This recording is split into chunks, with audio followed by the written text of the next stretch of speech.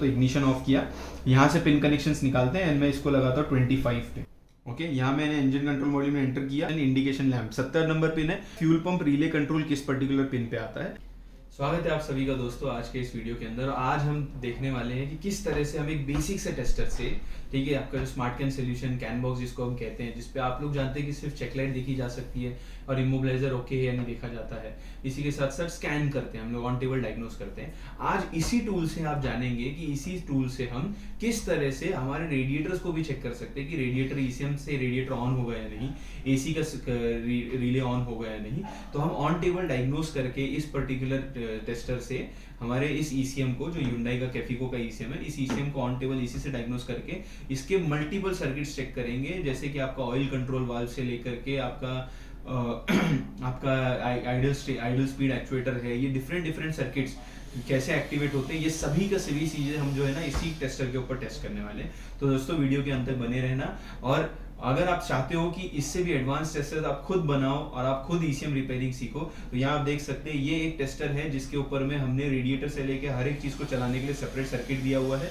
और ये टेस्टर पूरा का पूरा ECU repairing and training program में स्कैन कार्स के एप्लीकेशन के ऊपर बनाना सिखाया गया है, जिसके अंदर में स्टूडेंट्स ने, कई सारे स्टूडेंट्स ने इसको बनाया है एंड उन्होंने एक मेजर इन्वेस्टमेंट अपनी बचाई है और एक बहुत बड़ी लर्निंग भी ली है जो व्हीकल के सिस्टम के ऊपर होती है इस टेस्टर को बनाने से। तो दोस्तों मैं आपसे कहूंगा कि आप लोग भी जाइए, डिस्क्रिप्शन में लिंक है, उस पर क्लिक कीजिए एंड जा करके ये टेस्टर आप भी खुद बनाइए and ECU repairing and programming भी आप खुद सीखिए। चलिए अब वीडियो के साथ शुरू करते हैं।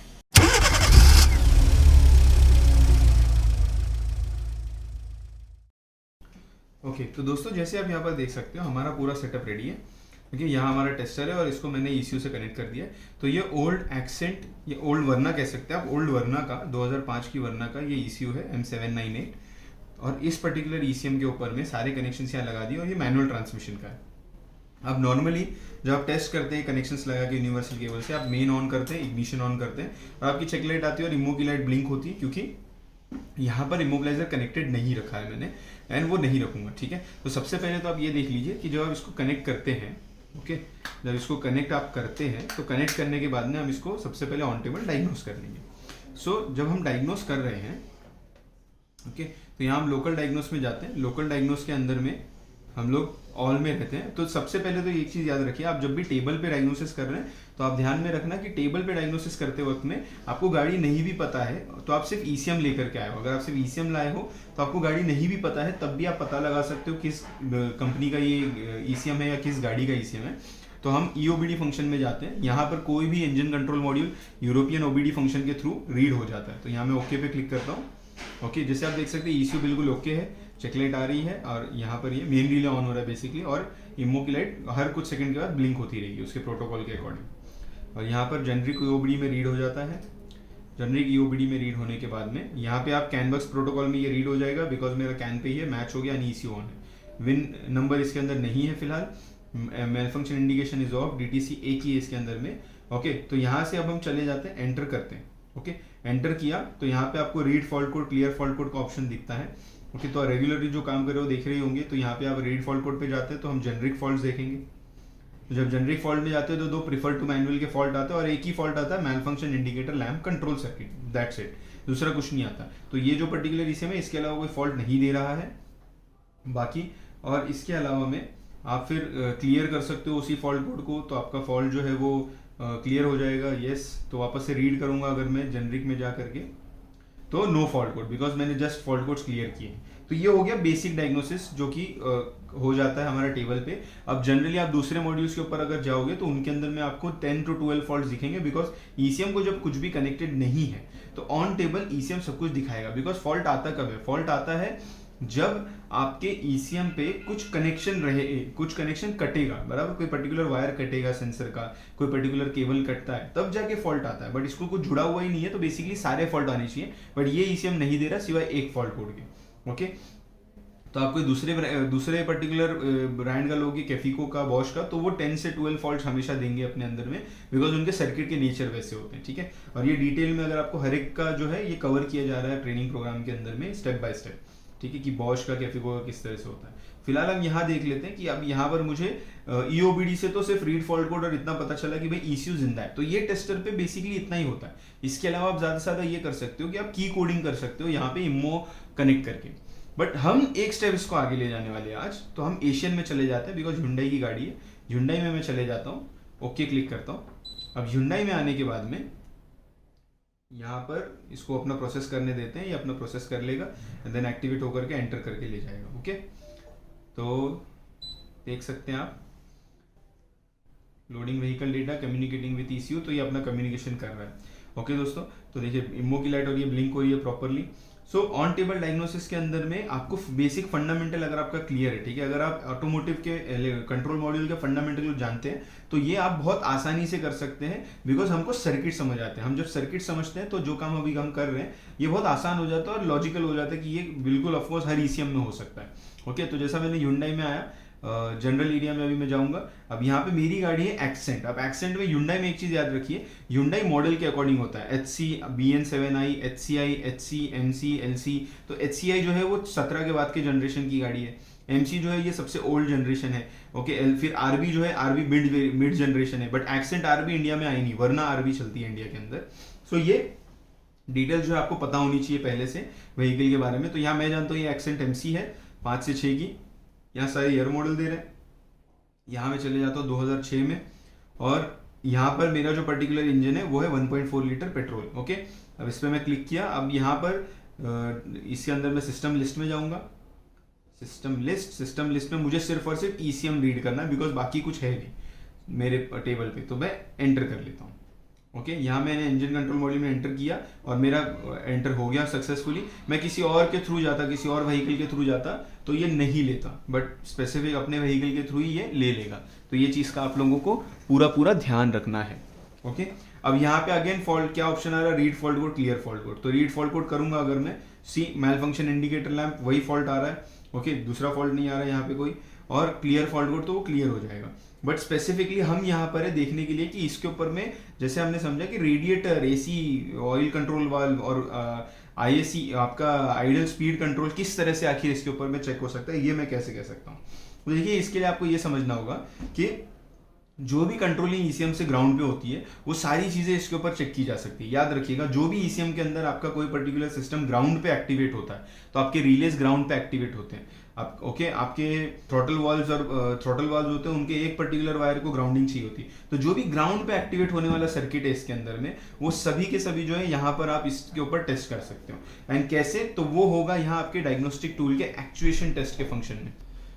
तो दोस्तों देखिए, अगर आपको ये ट्रेनिंग पसंद आ रही है, अगर आपको इससे फ़ायदा पहुंच रहा है, तो प्लीज़ आप एक लाइक कर देना वीडियो को। और ऐसे ही और कई सारे वीडियोस जो आपके इन्फॉर्मेशन के लिए, आपके काम को बेहतर करने के लिए हम लेते आते रहते हैं, ये आप तक पहुंचे। इसलिए सब्सक्राइब कर देना चैनल को और बेल नोटिफिकेशन आइकन पे भी क्लिक कर देना, ताकि आपको रेगुलर अपडेट्स ऐसे ही ट्रेनिंग वीडियोज़ के आते रहे।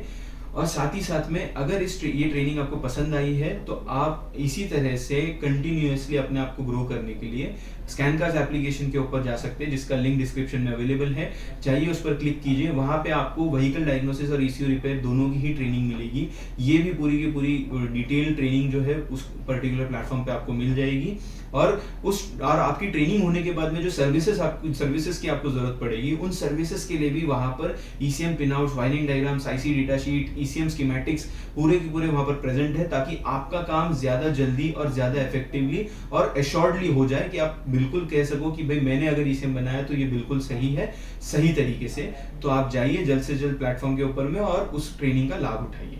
यहाँ मैं चले जाता हूँ एक्चुएशन टेस्ट में, एंड यहाँ पे आप जितनी चीजें देख रहे हो, ठीक है, जो कुछ भी इनमें से ग्राउंड पे एक्चुएट हो रहा है, ये मैं सभी आप लोगों को अभी एक्चुएट करके दिखाऊंगा, तो आप देखिएगा, ठीक है। अब वो कैसे करते हैं वो आपको समझना होगा ध्यान से। अब देखिए चेक इंजन लैब, अब देखा जाए तो ये मेरा चेक इंजन लैब नहीं है, ये मेरा मेन रिले है, ठीक है। ये मेरा मेन रिले ऑन हो रहा है, ये पता कर रहा है। ओके, अब दूसरी चीज देखिए, इमोबिलाइजर है, बट इमोबिलाइजर बेसिकली अगर ये दिखा रहा है तो ये इमोबिलाइजर इस वजह से दिखा पा रहा है क्योंकि ये ऑरेंज वायर कनेक्टेड है। अब इसको ब्लिंक होने देना, एंड ब्लिंकिंग में मैं इसके वायर को निकाल लूंगा, यानी ब्लिंकिंग बंद हो जाएगी, बिकॉज मैंने यहाँ इमोबिलाइजर के पॉइंट पर ये कनेक्शन दिया है जहां से इमोबिलाइजर का सिग्नल जाता है, इस वजह से ये लाइट ब्लिंक हो रही है। अगर मैं ये केबल निकाल दूं, जब उसका प्रोसीजर ये फॉलो कर रही हो, लाइट ब्लिंक हो रही हो, तो ये नहीं चलेगी। ओके तो अब जो भी टेस्टिंग हम करने वाले हैं, यहाँ पे मैं फ्यूल पंप एक्टिवेट करके दिखाऊंगा ये लाइट पे, तो देखिए लाइट ब्लिंक हुई, मैंने निकाल दिया केबल और यहाँ पे बंद हो गई। ओके अब ये सेम चीज मैं फ्यूल पंप रिले पे डालूंगा। नाउ एक चीज जरूरी है ये पर्टिकुलर टेस्टिंग के लिए, और वो ये है कि आपके पास में वायरिंग डायग्राम होना चाहिए जिस गाड़ी के ऊपर आप काम कर रहे हो। ओके तो उसके लिए यहाँ पर मैं स्कैनकास्ट के एप्लीकेशन पे चले जाता हूँ। ओके इसका वायरिंग डायग्राम यहाँ पर अवेलेबल है मुझे बिल्कुल। ओके तो यहाँ पर मैं आ जाता हूँ, यहाँ पर मैं स्टोर में चले जाता हूँ, यहाँ मेरा वायरिंग डायग्राम है। वायरिंग डायग्राम के अंदर कंटेंट में जाता हूँ, कंटेंट के अंदर में पैसेंजर व्हीकल, क्योंकि Hyundai की गाड़ी पैसेंजर व्हीकल है, Hyundai में जाता हूँ। Hyundai में मेरी गाड़ी है एक्सेंट, तो यहाँ पे Elantra, Santro, i10, i20, Creta, Eon, Elantra, Verna Fluidic के multiple models. Okay Hyundai Accent last में दिया हुआ है, Hyundai एक्सेंट 2005 से 2006, इस पर मैं क्लिक कर लेता हूँ। तो ओके तो यस यही ईयर है मेरा, Hyundai एक्सेंट MC 2005 से 2006 पेट्रोल, इस पर क्लिक कर लेता हूँ और यहाँ पे पूरा वायरिंग डायग्राम मेरे पास में अवेलेबल हो चुका है। ओके अब इस वायरिंग डायग्राम पे मुझे ये देखना है कि ये जो पर्टिकुलर मुझे फ्यूल पंप रिले एक्टिवेट करना है, तो ये एक्चुअली वायरिंग डायग्राम में कहाँ से होता है। ओके तो ध्यान से देखिएगा, यहाँ पे आपकी दो चीज़ों की ट्रेनिंग हो जाएगी, Hyundai का वायरिंग डायग्राम भी आप सीख लेंगे एंड साथ ही साथ में आप डायग्नोस करना भी, उसको टेस्ट करना भी सीख लेंगे। तो यहाँ देखिए, यहाँ मैं जूम करता हूँ। ओके अब यहाँ पे मुझे देखना है फ्यूल पंप रिले कंट्रोल किस पर्टिकुलर पिन पे आता है, तो यहाँ मैं चेक कर रहा हूँ। तो यहाँ मैंने अभी तक ये आउटपुट इमोबिलाइजर इंडिकेशन लैम्प पे वायर लगाया हुआ था। Okay output immobiliser indication lamp पे, जहाँ पर से मुझे ये कनेक्ट होके दिखा रहा था। ओके ये पर्टिकुलर पॉइंट पे अब मैं जाता हूँ, यहाँ पे फ्यूल पंप कहाँ से एक्टिवेट हो रहा है देखते हैं। सो फर्स्ट पेज पे नहीं है, सेकंड पेज पे आ जाता हूँ मैं। ये मेन रिले मेरा मेन रिले एक्टिवेशन जो है मेरा पिन नंबर 22 पे था। ओके तो फ्यूल पंप जो है, okay main relay on input, यहाँ पे इसके बाद में लेट्स सी। ओके सबसे पहले हम लोग फ्यूल पंप नहीं ये देखेंगे, आउटपुट मैल फंक्शन इंडिकेटर लैम्प, ठीक है, MAL function indication lamp 70 number pin है। तो चलिए 70 नंबर पिन के ऊपर में ये पर्टिकुलर कनेक्शन हम लोग लगाते हैं हमारे ECM के, एंड देन देखते हैं क्या होता है। ओके सो यहाँ पर मैं ECU को 70 नंबर पिन के ऊपर कनेक्शन दे देता हूँ। तो यहाँ मेरा 50 है, ओके यहाँ मेरा 73 है, तो ये मेरा 72, 71, 70, तो 70 पे कनेक्शन मुझे देना है, 72, 70, 72, 71, 70। ओके देखिए जैसे 71 पे मैं लगाता हूँ, यहाँ मेरा MIL लैम्प ऑन हो जाता है। ओके और इसको चेक करना है कि ये एक्टिवेट होता है या नहीं। जैसे लेट से कस्टमर कह रहा है कि ये पर्टिकुलर ECM पे आपका MIL लैम्प नहीं आ रहा, तो यहाँ मैं यहाँ पर ही चेक कर सकता हूँ। यहाँ पे मैं इसको पहले स्टॉप करता हूँ। ओके मैंने स्टार्ट नहीं दिया था तो स्टॉप नहीं होगा, स्टार्ट करते हैं सबसे पहले। नाउ एक्टिवेटिंग सक्सीडेड, अब मैं स्टॉप करता हूँ। स्टॉप किया, देखिए यहाँ पे स्टॉप हो गया। तो ये आपको वेरीफाइड हो गया कि यहाँ पे मैं मैल फंक्शन इंडिकेटर लैम्प जो है चेक कर रहा हूँ। ओके यहाँ आप देख सकते हैं स्टार्ट करने पर आपकी LED एक्टिवेट होती है एंड देन स्टॉप करने पर आपकी LED डीएक्टिवेट होती है। तो यहाँ पे हमने MIL एक्चुअली लाइट का जो कंट्रोल का वायर होता है उसका अगर प्रॉब्लम है तो यहाँ हमने देख लिया। साथ ही साथ एक और एक चीज़ है, ठीक है, अभी यहाँ पर देखिए अभी तक यहाँ पे फॉल्ट आ रहा था कि MIL लैम्प का प्रॉब्लम है। अभी जब मैं रीड फॉल्ट कोड करूँगा तो अभी आप देख सकते हैं रीड फॉल्ट कोड करने पर यहाँ पे ये फॉल्ट आ रहा है। ओके क्लियर फॉल्ट करते हैं, यस। ओके अब रीड करते हैं फॉल्ट, तो नो ट्रबल कोड, क्योंकि मैंने ये सर्किट कंप्लीट किया है। तो ये आपको एक और एक चीज में हेल्प करता है। लेट्स से आपने ECM अपना रिपेयर किया, रिपेयर करके आपको कंफर्म करना है ये सर्किट आपका ओके हुआ या नहीं हुआ। तो अगर आपको ये चीज कंफर्म करनी है कि सर्किट ओके हुआ या नहीं हुआ, ये भी आप यहां से कर पा रहे हो, ठीक है। आपका एक फॉल्ट कोड पर्टिकुलर ECM में स्टोर्ड है, वो यहां दिखा देगा, आपने रिपेयर कर लिया। अगर वो ग्राउंड कंट्रोल्ड है तो आप अपने टेस्टर के ऊपर ही चेक कर पा रहे हो कि ये ओके हुआ या नहीं हुआ है। ओके ठीक है, तो यहां मैंने बैक कर दिया, वापस एक बार बैक जाते हैं। देखिए MIL वापस से आ गई क्योंकि फॉल्ट है इसके अंदर में, इस वजह से दिखाया। सिस्टम लिस्ट एंटर के, तो अगेन एक्चुएशन टेस्ट में जाते हैं। अब मैं फ्यूल पंप को एक्टिवेट करता हूं, तो फ्यूल पंप रिले एक्टिवेट करते हैं। ओके तो फ्यूल पंप रिले एक्टिवेट करने के लिए अगेन लेट्स सी कहां पर मेरा जो है डायग्राम है। तो यहां पर signal output, engine speed, headlamp switch, speed signal, wheel speed input, तो ये पेज पर नहीं है, मुझे नेक्स्ट पेज पर जाना होगा। ये पेज पे मेरा फ्यूल पंप नहीं है। ओके यहाँ पर सॉरी सेम पेज पे आ गया मैं वापस से।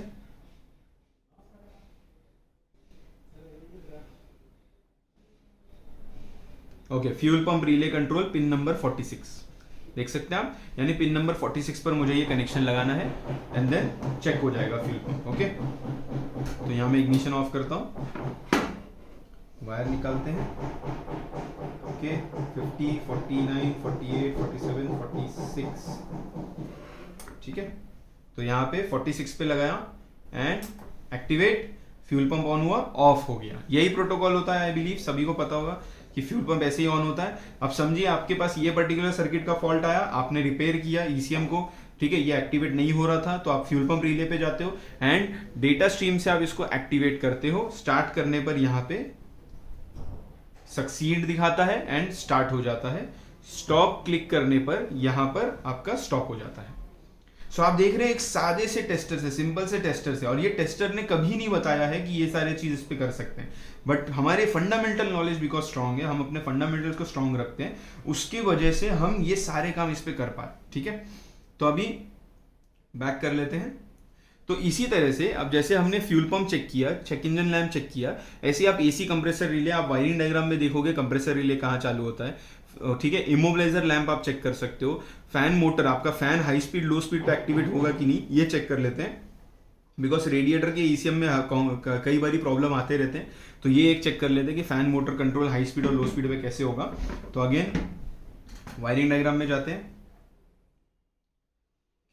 यहाँ पर आपका फैन कंट्रोल देखिए, फैन रिले कंट्रोल लो जो है वो 28 पे है और हाई जो है वो 23 नंबर पिन पे है। So let's go for 28 and 23 individually. 23 पहले करते हैं। Okay, ignition of. 23 पे मैं इसको लगा देता हूँ, तो यहाँ पे ये लग गया 23 पे। 23 पे लग के अब इग्निशन ऑन करेंगे। लाइट नहीं आती है, बट जैसे ही मैं fan control high speed click करता हूँ एंड स्टार्ट पे क्लिक करता हूँ, यहां पे ऑन हो जाता है। यानी मेरे इस पर्टिकुलर ईसीएम में रेडिएटर का सर्किट ओके। अगर नहीं ओके होता, ये ऑन नहीं होता।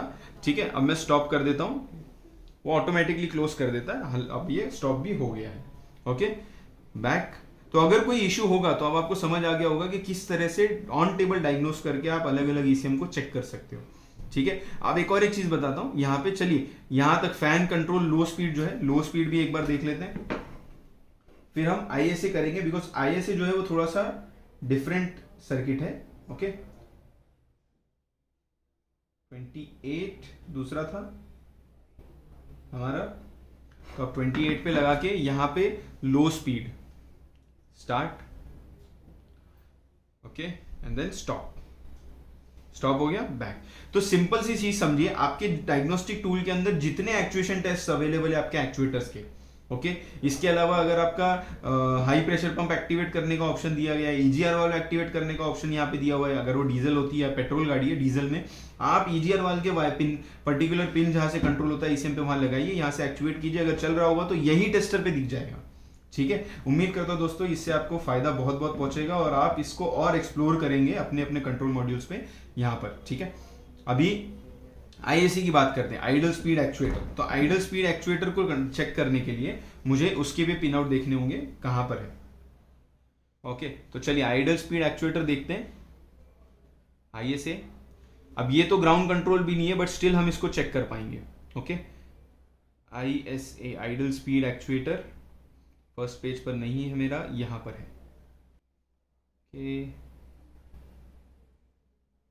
ओके, यहां पर है। तो आइडल स्पीड एक्चुएटर कंट्रोल जो है वो 25 और 90 नंबर पे, तो 25 और 90। अब ये थोड़ा सा स्पेशल केस है, इसको देखना कैसे वर्क होता है। ओके, और इसके लिए मुझे मेन रिले ऑफ करना होगा। मेन रिले ऑफ करके फिर मैं चेक करूंगा। तो इग्निशन ऑफ किया, यहां से पिन कनेक्शंस निकालते हैं एंड मैं इसको लगाता हूँ 25 पे। ये ठीक है, 22 है, 23, 24, 25 पे मैं लगाता हूँ एंड इसको मैं 90 पे लगाता हूँ। 94, 93, 92, 91, 90। ये 90 पे लग गया। ओके, तो यहाँ पे कनेक्शंस बन गए हैं। ओके, तो अभी इसको स्टार्ट करते हैं। यहाँ पे मैं स्टार्ट करता हूँ एंड देन आप देख सकते हैं open close, open close, open close. तो यहाँ पे मेरा idol speed actuator, let's say आपका आइडलिंग गलत चल रहा है और ये पर्टिकुलर सर्किट स्पीड एक्चुएटर से प्रॉब्लम है, आपने आईसी खराब की, आईसी चेंज की है, यहाँ आप टेस्ट कर सकते हैं प्रॉपरली ओपन क्लोज होता है या नहीं होता है। और यहाँ मैं स्टॉप करूंगा तो ये स्टॉप हो जाता है। ओके, ये क्लोज पोजीशन में, ये ओपन पोजीशन, क्लोज पोजीशन। तो यहाँ पर देखा आपने कि हमने एक बेसिक से टेस्टर से हमने इतनी सारी चीज़ें जो इसके लिए अवेलेबल थी ये सारी की सारी जो है टेस्ट करके ले ली है। तो दोस्तों इसी तरह से जब आपका फंडामेंटल क्लियर होता है, जब आपका स्ट्रांग होता है बेसिक्स, तो आप ये सारी चीज़ें अच्छी तरह से कर पाते हो। एंड एट स्कैनकार्स हम यही बिलीव करते हैं कि हर पर्सन जो अपने बेसिक्स को स्ट्रांग करेंगे, अपने फंडामेंटल्स को क्लियर रखते हैं, वो ये सारी चीज़ें हमारे बिना बताए भी या बिना बताए भी खुद से फिगर आउट करके कर सकते हैं।